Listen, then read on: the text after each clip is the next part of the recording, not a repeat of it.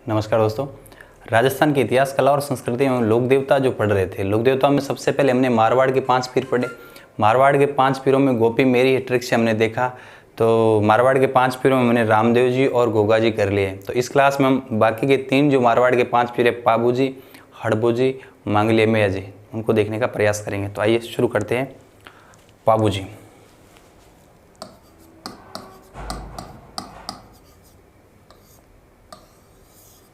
देखो, छोटी सी स्टोरी है, वो याद रख लो और याद रह जाएगा। देखो, ये है आपका जोधपुर। जोधपुर में एक जगह है कोल्लूमंड, है ना। तो पहली बात तो कोल्लूमंड में पाबू जी का जन्म होता है। तो कोल्लूमंड जोधपुर में पाबू जी का जन्म हुआ। दूसरी बात आप याद रखिए, इनकी एक छोटी स्टोरी है, उससे आपको पूरी बातें याद हो जाएगी। तो मैं थोड़ा सा बता दूं आप लोगों को। ये देखिए,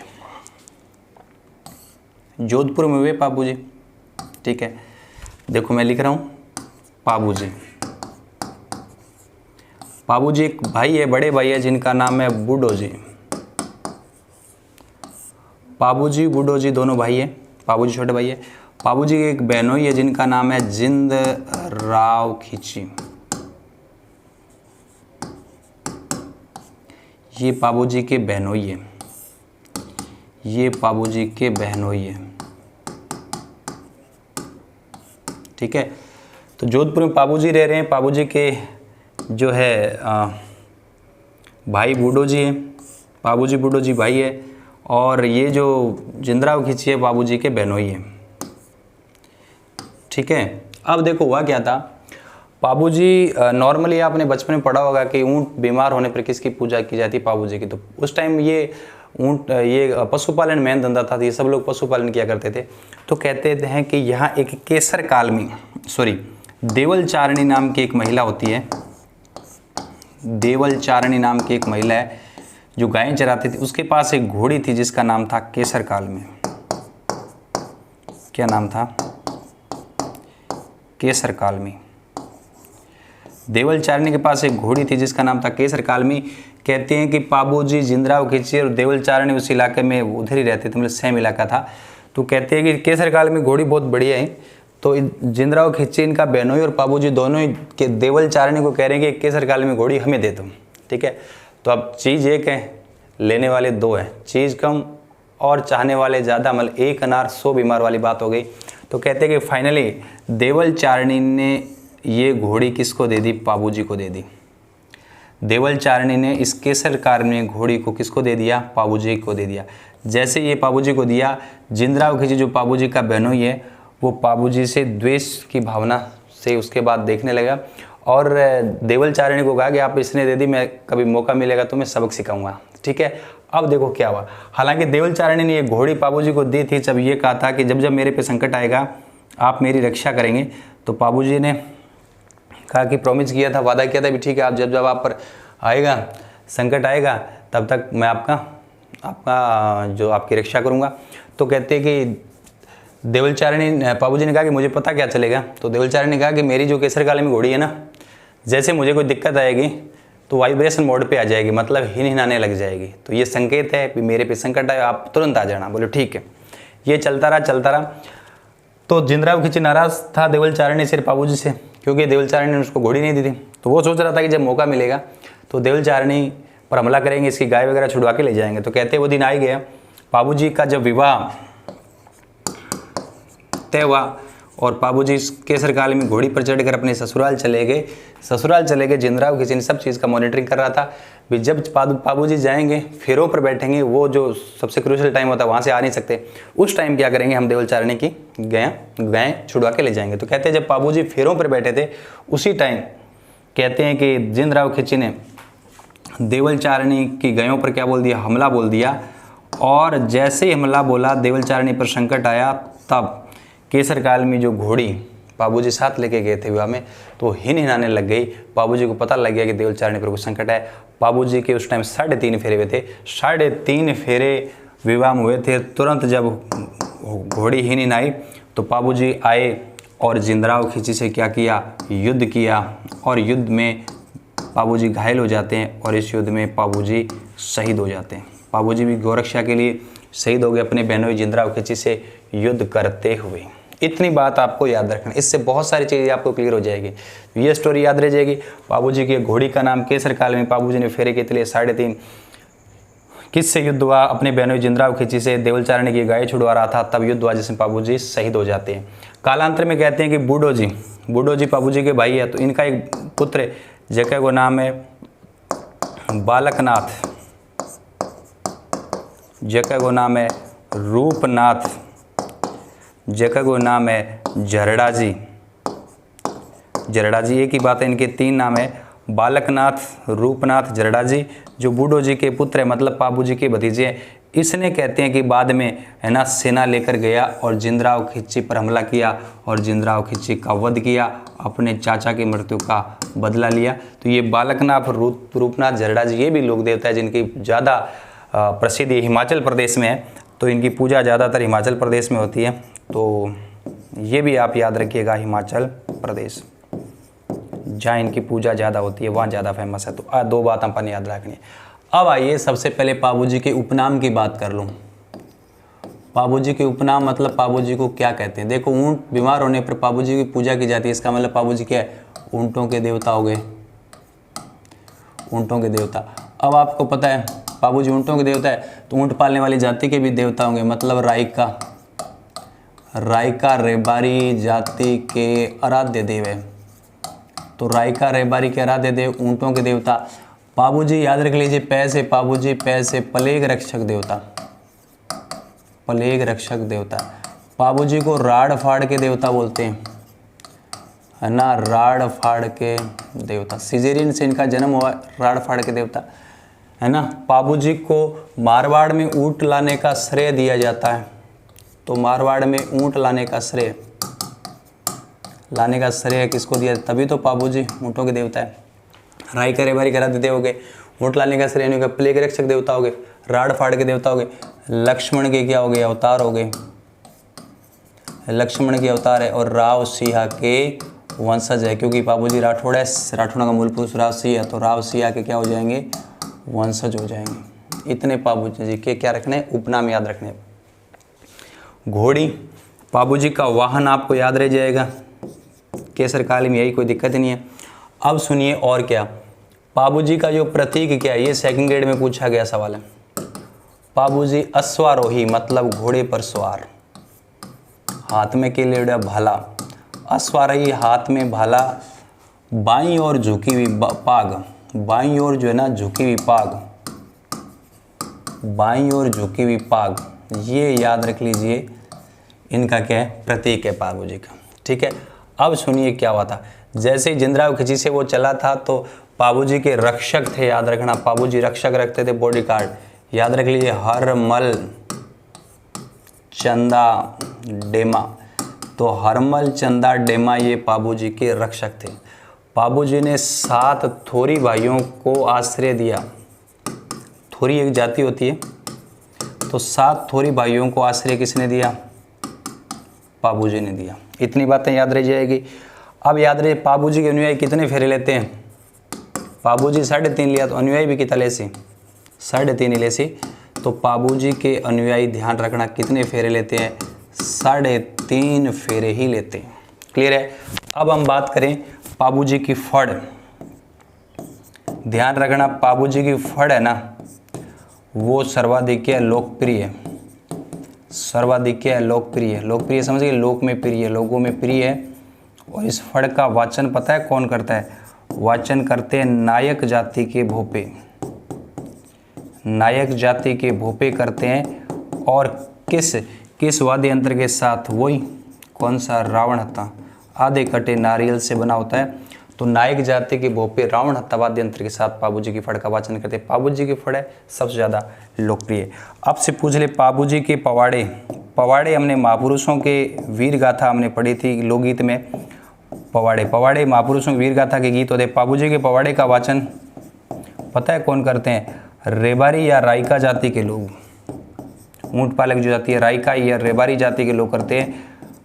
किस वाद्य यंत्र के साथ? माड वाद्य यंत्र के साथ। कौन सा? माड वाद्य यंत्र।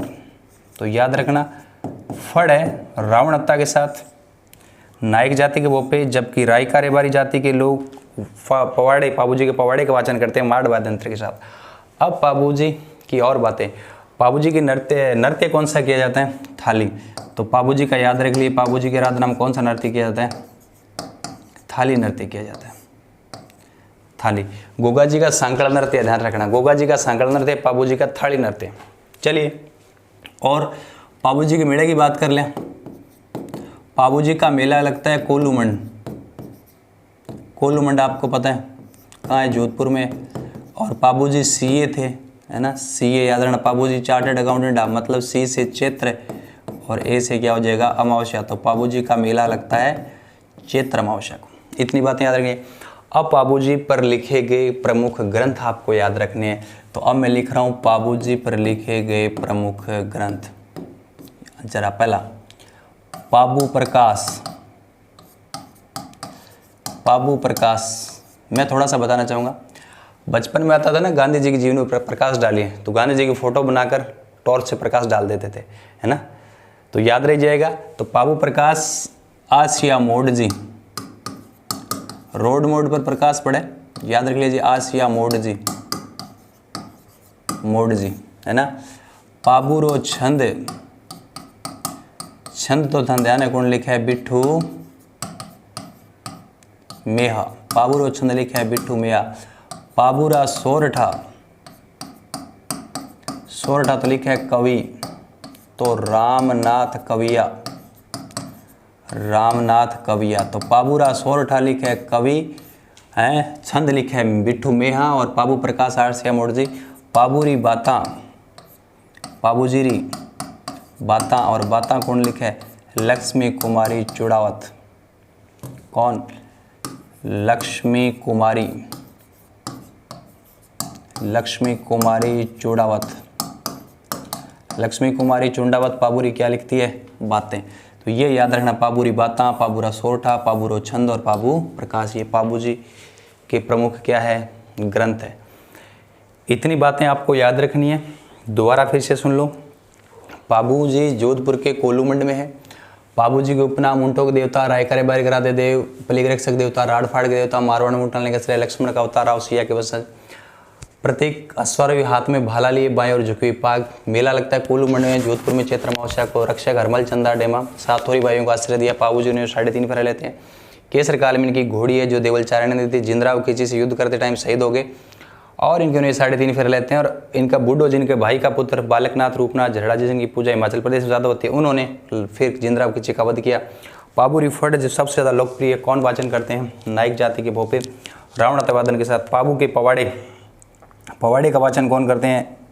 रायका रेबारी माड वाद्य यंत्र के साथ। पाबू पर लिखे गए बहुत सारे ग्रंथ आप लोगों को याद रखना है। तो इतनी बात याद रखनी है पाबूजी के बारे में। पाबूजी राठौड़ है, ठीक है। पाबूजी के बाद नेक्स्ट आप याद रख लीजिए, नेक्स्ट 2 लोक देवता एक साथ पढ़ेंगे। एक का नाम है हड़बूजी, हड़बूजी, और एक देवता है जिनका नाम है मांगलिया मेहाजी, मांगलिया मेहाजी, मांगलिया मेहाजी। तो हड़बूजी और मांगलिया मेहाजी को साथ पढ़ना है। देखो इस तरीके से हम लोग पढ़ लेंगे। पहले हड़बूजी को पढ़ेंगे, ठीक है। तो ये देखिए मंडोर है, और मंडोर में कौन था? जोधा। जोधा का टाइम खराब आ गया था, एक बार मंडोर इनके हाथ से निकल गया था। ये जोधा कहते हैं भटकते भटकते हड़बूजी के आश्रम में पहुंचे। हड़बूजी शकुन शास्त्र के ज्ञाता थे, पहले से पता लग जाता था सिद्ध वचन सिद्ध पुरुष है, योगी है, सन्यासी है। तो हड़बूजी के आश्रम में जोधा गया, तो जोधा को एक फेंटा दे दिया, कटार दे दी, मुंह के दाने दे दिए, और मंडोर जीत का आशीर्वाद दे दिया। जोधा कुछ समय बाद मंडोर जीत लेता है। जीतने के बाद जोधा वापस जाता है कृतज्ञता प्रकट करने के लिए हड़बूजी के आश्रम में, और हड़बूजी को बदले में बेंगटी की जागीर दे देते हैं। तो याद रखिए, थोड़ा सा मैं बता देता हूँ। सबसे पहले इनके उपनाम हड़बूजी के, हड़बूजी शकुन शास्त्र के ज्ञाता है। पहला ठा पड़ियो नहीं, तो शकुन शास्त्र के क्या है? ज्ञाता है। वचन सिद्ध पुरुष है, वचन दे दिया तो दे दिया, सिद्ध होंगे। वचन सिद्ध पुरुष। और क्या है? सन्यासी है ना, योगी। तो सन्यासी, योगी, वचन सिद्ध पुरुष ये उपनाम है। मैं लिख रहा हूँ समकालीन किसके हैं? हड़बूजी है ना। समकालीन किसके है? ये जोधा के समकालीन है। तो अब क्या है? हड़बूजी ने जोधा को क्या दिया? समझिए, हड़बूजी ने जोधा को क्या दिया? फेंटा दिया। पहले मैं मूल बात लिख देता हूँ। एक, उन्होंने मंडोर जीत का आशीर्वाद, मंडोर जीत का क्या दिया? आशीर्वाद। और क्या दिया? कटार, मूंग के दाने और फेंटा। उन्होंने, जोधा ने मंडोर को जीत लिया। कृतज्ञता प्रकट करने के लिए जोधा वापस हड़बूजी के पास जाता है और हड़बूजी को जोधा ने क्या दिया? बेंगटी की जागीर। तो याद रखिए, जोधपुर के अंदर बेंगटी है, जहाँ ये जोधपुर में पड़ती है बेंगटी। और याद रख लिए, बेंगटी इनकी प्रमुख पीठ है। तो आपसे पीठ पूछ ले तो इनकी पीठ कहाँ हो जाएगी? बेंगटी। बेंगटी कहाँ है? जोधपुर। तो इनकी प्रमुख क्या है? पीठ है, बेंगटी। ठीक, ये आपस में एक्सचेंज हो गया था। फिर हड़बूजी का आपसे वाहन पूछ ले तो हड़बूजी का वाहन है सियार। हड़बूजी गौशाला रखते थे। अपंग पशुओं के लिए वो चारे की व्यवस्था करते थे, चारे और पानी लाते थे। तो वो जो लाते थे, वो जो गाड़ी है ना, गाड़ी, उसके अनुयायी पूजा करते हैं। तो हड़बूजी के अनुयायी ये पूजा किससे करते हैं? टूटी हुई गाड़ी। टूटी हुई गाड़ी ना अपन छकड़ों कह सका, टूटी हुई गाड़ी या छकड़े की पूजा करते हैं। कौन? हड़बूजी के अनुयायी जो छकड़े पर ये हड़बूजी क्या करते थे? अपंग पशुओं की चारे पानी की व्यवस्था करते थे। क्लियर है? ये बात आप लोगों को याद रखनी है। ठीक है, तो हड़बूजी दोबारा सुनिए। हड़बूजी जोधपुर के, ये जोधपुर का जोधा हड़बूजी के आश्रम में गया। आश्रम में उन्होंने क्या दिया? मंडोर विजय का आशीर्वाद, कटार, मूंग के दाने और फेंटा। ये गए, जीत लिया। जोधा वापस जाके बदले में बेंगटी की जागीर दे के आ गया। बेंगटी जोधपुर में है, तो बेंगटी हड़बूजी की प्रमुख पीठ है।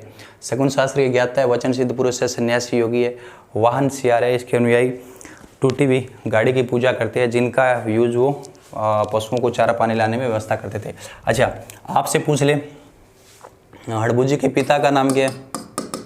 पिता का नाम है मेहाजी, मांगलिया मेहाजी। ठीक है, पिता का नाम है मांगलिया मेहाजी। अब सुनिए मांगलिया मेहाजी की बात। मांगलिया मेहाजी की यदि प्रमुख पीठ आपसे पूछ ले तो ये तो बाप है हड़बूजी के, तो ये बाप है तो पीठ कहाँ हो जाएगी? बापनी। बापनी कहाँ है? जोधपुर में। अलग जगह थोड़ी है। बेंगटी, देखो हड़बूजी बेटा है, हड़बूजी मांगलिया मेहाजी का बेटा है, इसलिए बेंगटी ये इसका बाप है, इसलिए बापनी में पीठ हो जाएगी। क्लियर है? अच्छा, ये कैसे शहीद हो जाते हैं? ये जैसलमेर का रणंगदेव भाटी से युद्ध करते हुए शहीद हो जाते हैं। जैसलमेर का व्यक्ति था जिसका नाम है, राजा था रणंगदेव। रणंगदेव भाटी से युद्ध हुआ गोरक्षा के लिए, गोरक्षा के लिए। उस युद्ध में ये शहीद हो जाते हैं।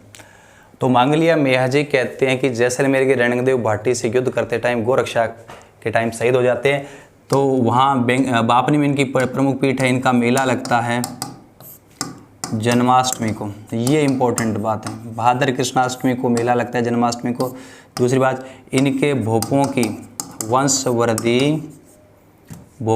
वंशवृद्धि नहीं होती। भोपों की वंशवृद्धि नहीं होती मांगलिया मेहाजी की, इसलिए ये क्या लेते हैं? गोद लेते हैं। और इसका वाहन आपसे पूछ ले तो वाहन हो जाएगा कीरड़ काबरा। वाहन क्या है? कीरड़ काबरा। इतनी सी बात है बस। मांगलिया मेहाजी का वाहन क्या है? कीरड़ काबरा। दोबारा सुनो, रामदेव जी का नीला घोड़ा है, गोगा जी की नीली घोड़ी से गोगा बापा कहते हैं। ठीक है, बाबूजी केसर कालमी घोड़ी है, सियार हड़बूजी का वाहन है, और इनके पिता मांगलिया मेहाजी का कीरड़ काबरा घोड़ा है। इनका वाहन क्या है? कीरड़ काबरा घोड़ा। ये बात आप लोगों को याद रखनी है। तो ये आपके मारवाड़ के हमने क्या पढ़ लिए? मारवाड़ के 5 पीर पढ़ लिए। क्या पढ़ा? रामदेव जी, गोगा जी, पाबू जी, हड़बू जी, मांगलिया मेहाजी। पीरों के पीर रामदेव जी, हड़बू जी और मांगलिया पिता पुत्र है, मंगलिया बाप है, पिता है इसलिए बाप ने जोधपुर में पीठ है, ये बेटा है, हड़बुज इसलिए बेंगटी भी जोधपुर में। तमाम चीज़ें पढ़ी, मारवाड़ के 5 पीरों को हमने अच्छे से रीड कर लिया और बहुत अच्छे से आपको समझ में आ गया। इन चीज़ों को आपको अक्सर से याद करना है क्योंकि एग्ज़ाम में सवाल आते हैं ना, तो हल्की फुल्की चीज़ें कच्ची पक्की यदि याद है तो सवाल गलत हो जाए तो अपन अक्सर से याद करनी है। तो मिला बहुत जल्द नेक्स्ट क्लास में। Thank you.